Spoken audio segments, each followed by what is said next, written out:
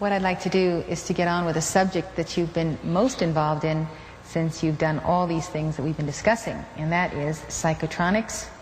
I'd like to show you a video clip on Soviet psychotronics and ask for your comment, and we'll take off into that area. Okay. But in the Soviet Union, a radio frequency, or RF device, has been used for over 30 years to manipulate the moods of mental patients. It's called a LIDA machine. It radiates pulses of radio frequency energy, as well as light, sound, and heat. The pulse rate is in the extremely low frequency range, between 0 and 100 pulses per second. Dr. Ross 80 is the top researcher at the Veterans Administration Hospital in Loma Linda, California. He has been investigating the effects of the LIDA machine. Now, what do the Soviets use this machine for? Well, they don't use it anymore. We should be very clear that this is a machine which is regarded by them as somewhat obsolete technologically.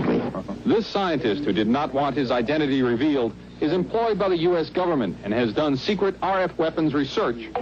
He believes that tests done with the LIDA and similar machines prove that humans are susceptible to remote alterations of mood and awareness. Certain kinds of weak electromagnetic signals work exactly like drugs. And so the promise is that anything you can do with drugs, you could do with the right electromagnetic signals. Apparently, there are specific sites involved, specific functions involved. It's a matter of matching up, just like it is with a pill or a drug, to cause and effect.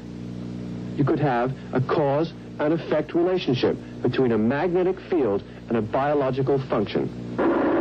This sound, which is received by shortwave radios in the United States, is generated by another Soviet radio frequency device. It is known as the woodpecker because of its tapping noise. It is broadcast by a number of high-powered radio transmitters operating deep in the Soviet Union since July 4th, 1976. Though the official Defense Department explanation of the woodpecker is that it is an over-the-horizon radar designed to track U.S. missile launches, some scientists suspect that the woodpecker is designed to interfere with human brain function. As far as I'm concerned, the potential that this has for producing a direct psychoactive effect upon the total American population is there. Has never been disproven. Dr. Robert Becker is a pioneer in the field of bioeffects of electromagnetism. The signal range within which the woodpecker operates is that which has been reported by many investigators to produce a tranquilizing effect upon animals. We are just incredibly sensitive to these magnetic stimuli. Dr. Bob Beck, a PhD in nuclear engineering, has done extensive research into electromagnetic effects on humans. The signal was permeating power grids in the United States. It was being picked up by power lines, re-radiated. It was coming into the homes on the light circuits. Well, Go ahead. it was a little unclear, but I knew two of the gentlemen on there, Bob Beck, and I think Becker was the other one. And basically, of course, they were talking about psychotronics. If I can translate in my words. Please do. Psychotronics is the, let me pick these words very carefully, is the long-range modification or manipulation of behavior by electronic, specifically radio means. In other words, you use electromagnetic energy, radio transmissions, to affect human behavior at a distance. In other words, what you're doing is that you are merging radio engineering and parapsychology. This is what I think the Soviets can do. This is something which we have not in the West looked at too carefully. What I think the Soviets can do, and this I think was the intent of this film clip,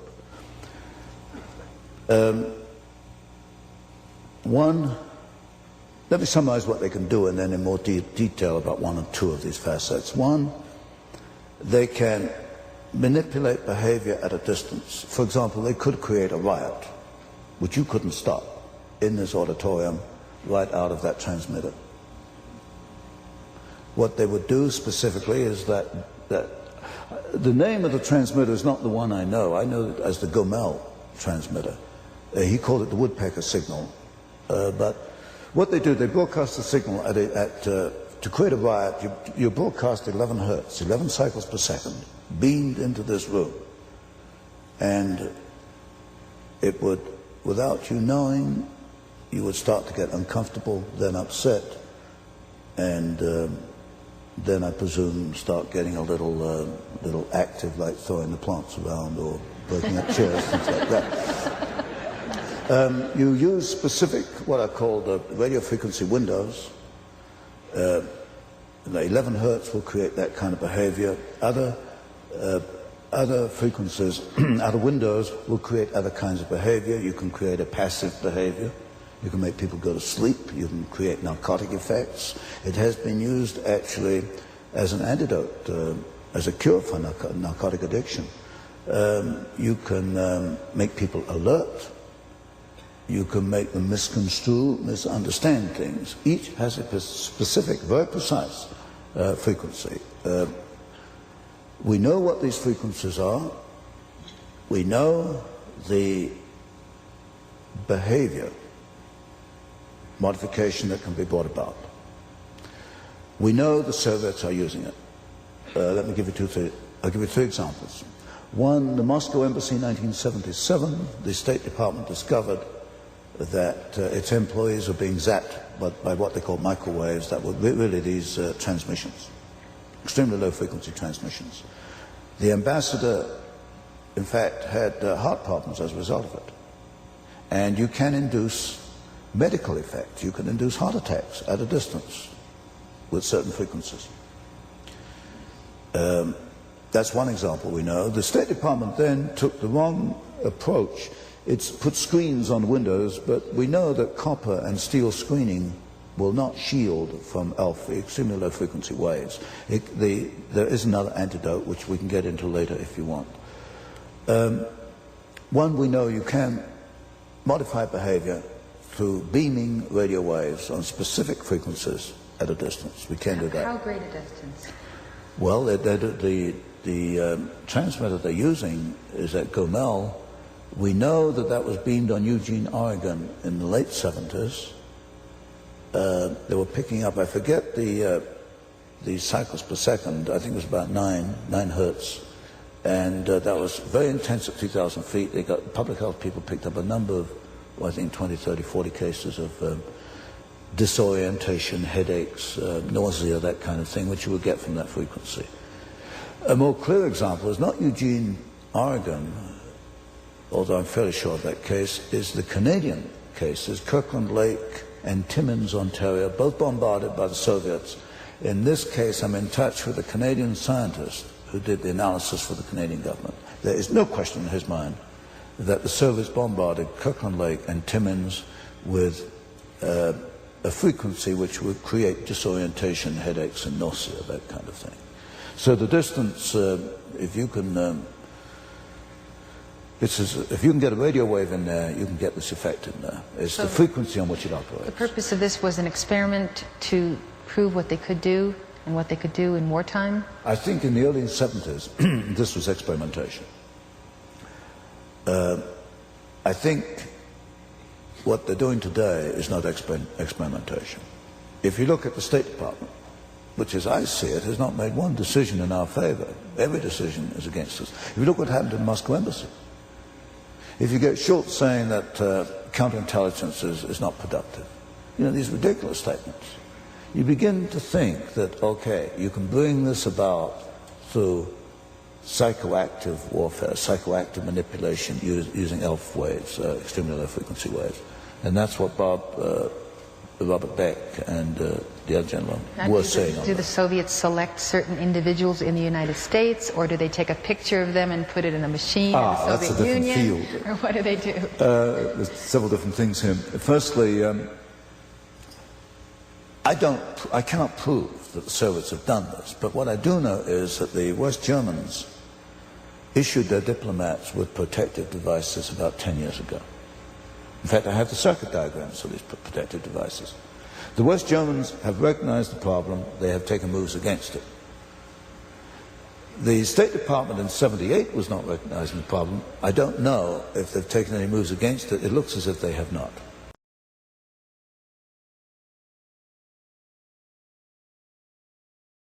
Now this is where I am very, very disturbed, because in the West we don't think in terms of warfare certainly not to achieve objectives. Well, at least most of us don't, except the elite. And I'm concerned that while the elite is out to control the world, the Russian, given the Russian mind and the technology we've given them, is going to use this technology back against us in forms which we don't accept. And there's no question that our establishment engineers haven't until recently accepted behavioral modification through radio engineering. Now, both these gentlemen you noticed on here, they can talk because they're outside the establishment. They do not work for the government. In fact, I just had a letter from one of them. And this is the consensus among these people that this can be done, and secondly, it is being done. Now, there are other things that, in addition to behavioral manipulation, they're a little harder to pinpoint. I rather suspect that the Soviets can identify objects at a distance, say through radar. They can estimate the shape, the size, and the composition. In other words, one can analyze the return spectrum and analyze that and find the composition of what they're looking at. So theoretically, you could put a beam into, say, this top secret installation inside it, and you could get a picture back, very roughly, giving the shape, the size, and the composition of the article that was the other end of that beam. They can use it, I suspect, for telepathy. Telepathy, for a long time, has been a random sort of phenomenon. I think possibly you could use radio waves as a carrier for telepathy, perhaps even for psychokinesis too. Well, telepathy can be mind manipulation. Yeah. If someone doesn't recognize it as an exterior communication. Yes. So that basically is what psychokinesis is. Then the one you mentioned about the putting the picture in the well, the number of end uses for that, I don't know which one you had in mind, but for example, it could be used for finding people. Tracing people. You could put a picture of a person within this machine and through a map have it trace out the coordinates where the person is. I heard it was used in one case, the US Navy, now I cannot verify this, it's only it's just hearsay, that the US Navy did experiment with this kind of operation by getting the signatures of Soviet submarine commanders and using this process for identifying the location of this particular submarine. Now that's a fantastic achievement by a signature. Yes. You can't hide anything on this earth, not even a thimble. Yes. Now, do you think the Soviets are targeting certain segments of our population that are the leadership, the Congress, the military, or do you think that over the pole are coming ELF waves that are affecting the entire population, beaming these between 3 and 4 a.m. in the morning and so forth? Yes. Well, if you look at Washington, you go into Washington, it's like a world apart. And you go through all, like we did earlier, do we explain these things by stupidity, by ignorance? And you're almost left up by default with this behavioristic manipulation. It's the only one that really fits. I mean, these people are so out of touch with reality, as I see it, and as you see it, that this really becomes the only explanation that will hold water. Well, when you have a few people that are not in any way influenced by it and take their stand for reality, for truth, for common sense, do these people have a natural repellent of these kind of energy waves? Is it the strength of God within them, or what is it that keeps some people totally clear in their thinking? I think there's got to be an inner force, and a spiritual power, which enables us, perhaps gives us an inner strength to see truth, to see things as they really are. And these people, as you mentioned, don't have this inner strength, this inner power, this inner reflection of God. And when you look at the people who are receptive and who tout this line, they seem to have had the capacity for vulnerability to this before they came under that attack. Like Schultz, for instance. Yes. A vulnerability. Yeah, like Schultz. I mean, you could say he's a victim of ELF waves, but Schultz was Schultz before he was a victim of ELF waves, is what I'm saying. Yes, it's whether the Soviets manipulated his psychological weaknesses or the ELF waves brought them about.